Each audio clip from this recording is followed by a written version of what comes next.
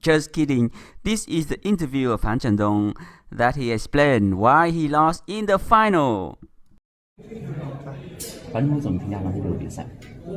我觉得其实一上来自己还是打得不错吧，然后但是确实，从第4局开始，其实第四局自己应该是9比8领先，然后一个半高，包括第5。哇，这球还上了，再来第6板，哇，周启豪这手感也太好了，防到正手，两个人形成对拉，哇！这个比赛这一刻这一分啊，真的。5局是9分8分，就这种球，其实今天打到后面感觉打的太多前3板了，没有机会这种能够去把实力啊或者能力这些打出来，所以今天总感觉到后面比较被动。Exactly. Fan Zhendong in the end lost confidence. He didn't attack at the right moment.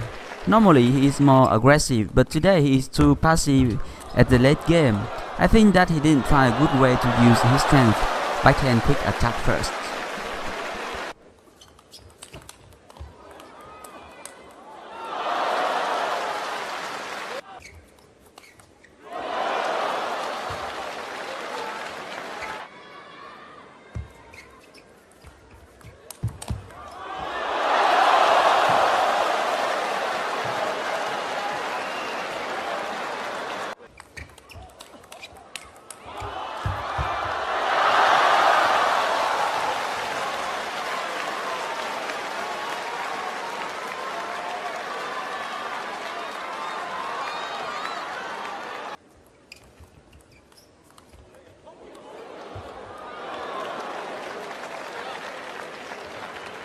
就是说，秦指导在跟你不时的在进行分析，主要在分析什么？